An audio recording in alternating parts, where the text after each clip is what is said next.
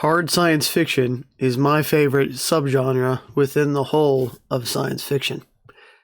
So, here are 3 hard science fiction books that I haven't seen talked about very often in the book community that I think are worth checking out.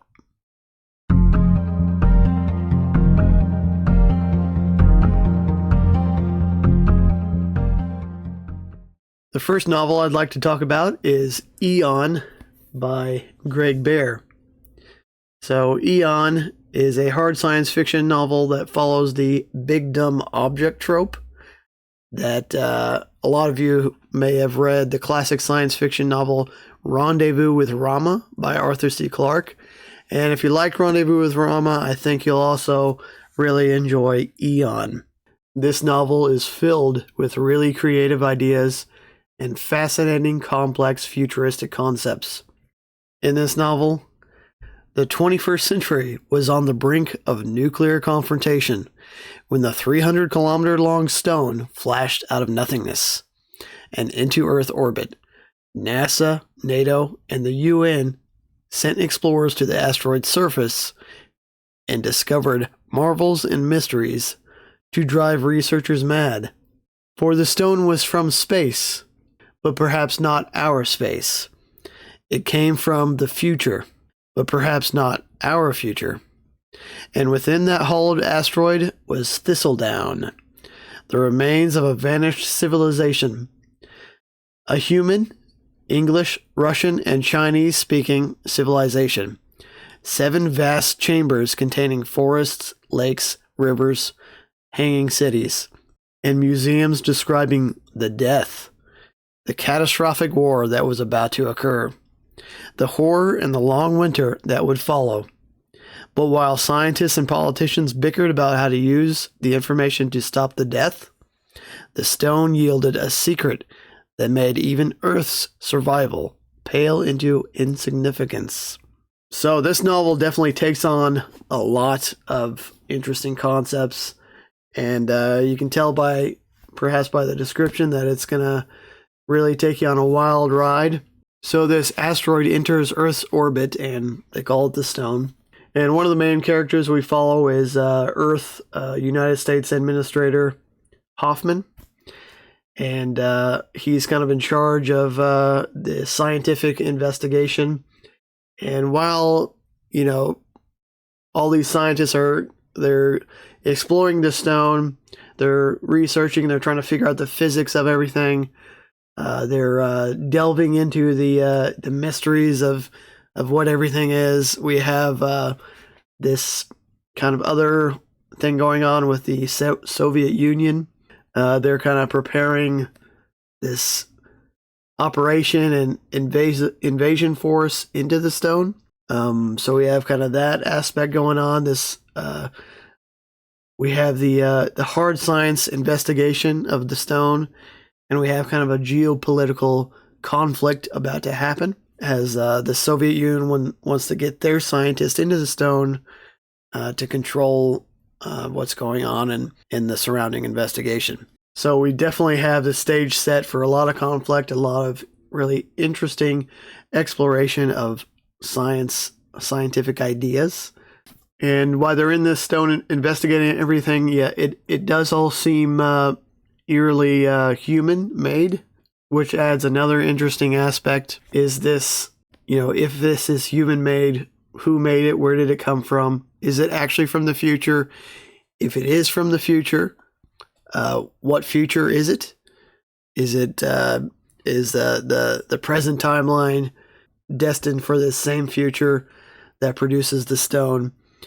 And there's this talk of a terrible war on Earth. That's the museums they find within the structure mention this. So is this something that needs to be prevented? Is it going to happen? And it explores a lot of things like that. And as the scientists and researchers get further into the chambers of the stone, more and more is revealed. So this is really one of the things I love about hard science fiction is the exploration aspect. Let's explore an alien planet or a distant sector of space or a new alien life form or whatever it is. I love when science fiction explores something, some kind of concept or whatever. That is for sure, without a doubt, one of my favorite aspects of science fiction, the exploration portion. And I love when authors use hard science in their stories to kind of make the story and the kind of fantastical natures around things more believable. And Greg Bear definitely does a fantastic job of doing that in this book. There's a lot of hard science in this. There's also a lot of conflict going on. So for those who might get bored by, the constant hard science, there is a lot of conflict and suspense going on with this. There's the exploration aspect. The concepts and mysteries of the stones are really mind-boggling sometimes, difficult to grasp. But that's what really makes this story all the more interesting. And I don't want to spoil anything. So the more you read about this, the more that is revealed, the more fascinating the story in the book becomes. There is also a geopolitical aspect going on with the Soviet Union. So that part's a little bit outdated. This novel was written in 1985. So it, the future of the Soviet Union wasn't known at that time, what was going to happen. But I don't think that detracts from the book at all. It's still very interesting. And it still adds a bit of kind of an action conflict part of the plot to make things interesting and to kind of increase the pace of the novel. I enjoyed the characters. They weren't. I didn't think they were the stereotypical bad characters that you see in hard science fiction. They were all believable to me. And I think overall, if you're looking for a new hard science fiction book to read, and you haven't heard of this one yet, check it out. Eon by Greg Bear. It's got a big dumb object from the future, a giant asteroid called the Stone with all these chambers inside and things. It's got hard science. It's got exploration, geopolitics. I would definitely recommend this one.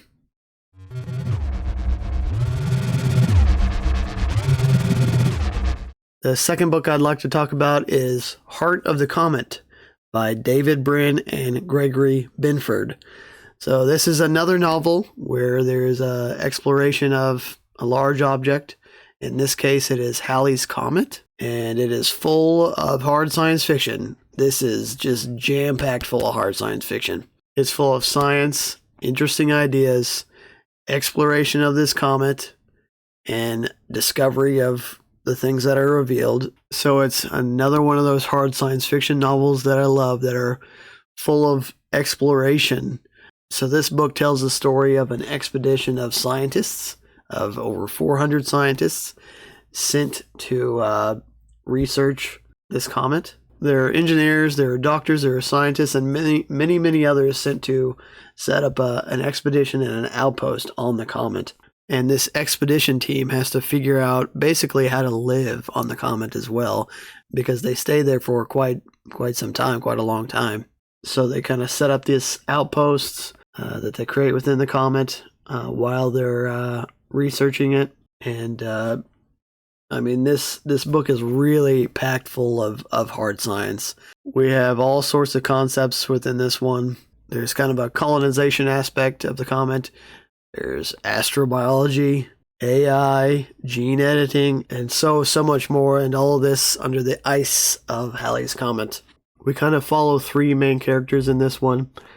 One of them is a woman who is an AI computer scientist expert, and she kind of specializes in computer programming and that kind of thing. So keeping the facilities running, keeping all the automated systems working and things like that. And then we follow a scientist who is an expert in gene editing and medicine. So he's kind of a doctor, kind of a geneticist.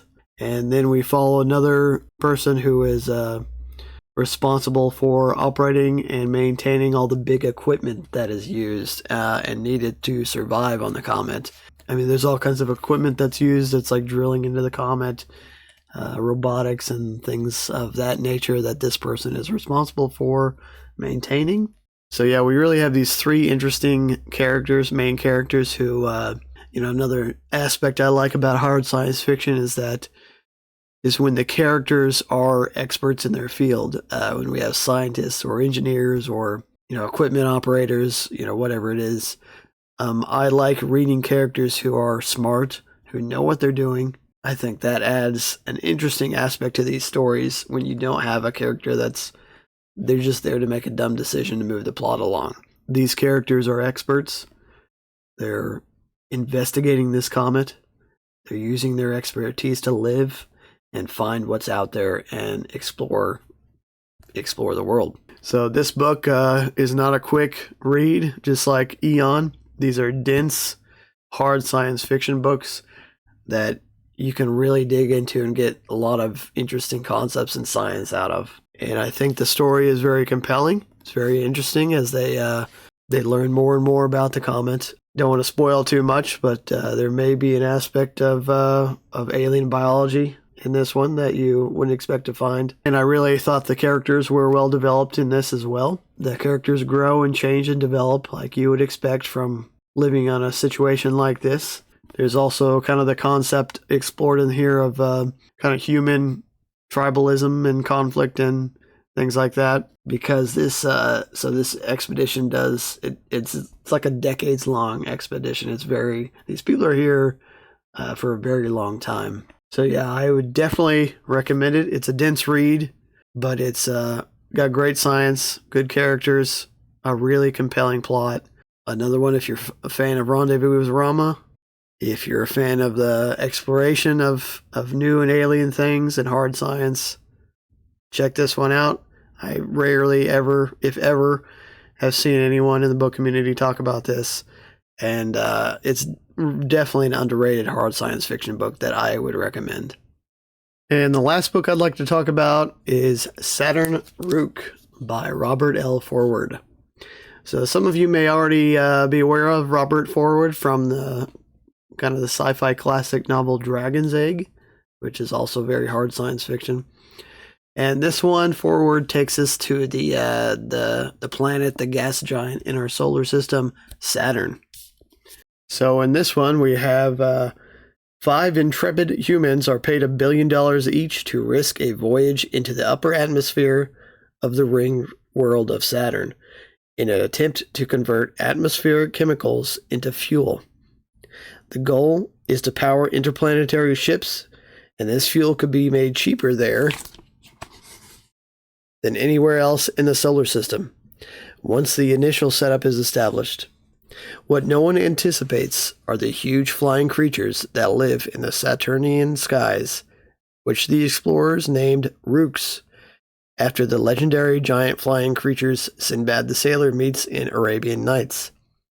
During an accident, the ship lands upon a Rukh's enormous back and becomes marooned, leading to one of the most bizarre and intriguing adventures in contemporary hard science fiction. So there you have it. A group of people are sent to Saturn's atmosphere to collect some fuel. They crash land on a giant organism living in Saturn's atmosphere. By the way, this cover, definitely my favorite cover of the 3. I think Eon is also a really good cover, but this, look at that. That's really nice. And it's a wraparound cover on this hardcover.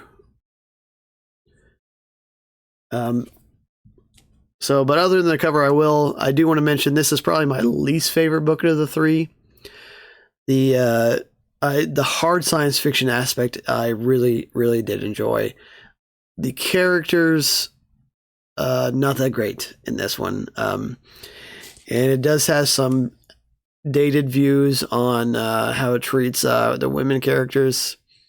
So, if you're not comfortable with, or if you don't like when science fiction, doesn't treat women characters as they should, maybe keep in mind that for this novel.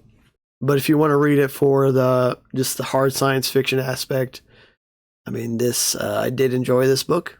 So we have a lot of the hard science fiction concepts relating to things like physics, astrobiology, of course, of the Rukhs themselves, engineering, rocket science, and it has a lot of really cool and interesting world building that you wouldn't necessarily expect going into Saturn's atmosphere, because you wouldn't really expect to find giant manta ray looking creatures in Saturn's atmosphere. But that's what happens in this novel, and these creatures are so large that they crash land on them, and they're just walking around on them, surviving on them. This book has some diagrams of like the ship that they're on, and like the orbital dynamics and things, and these tethers they have to make, and so it's got some. It's got some really hard science in here. If you're looking for something like that, I think the first few pages are definitely the worst part of the novel. But once you get through that and really get into the science, get into the Rukhs themselves, this is definitely one to check out. So, like I said, this was my least favorite. The characters aren't really well written, but I really like the hard science aspects. And again, it's got that concept of exploration. In this case, we're exploring an alien creature, a giant alien creature on the planet Saturn. So, anything that has that aspect in it of we're exploring something different than what we're used to. We're going out and learning new things, using science and engineering. And experts are researching and investigating. That's, I really love that aspect in hard science fiction. All right, that's it. 3 underrated hard science fiction novels that I think are worth checking out. I've very rarely seen these 3 mentioned. Eon is probably the most popular of the 3. Heart of the Comet, Saturn Rukh, very rarely, if ever, are mentioned in the book community. So I hope you can check these out and you enjoy them. And as always, don't forget to like and subscribe. Thanks for watching, and see you next time.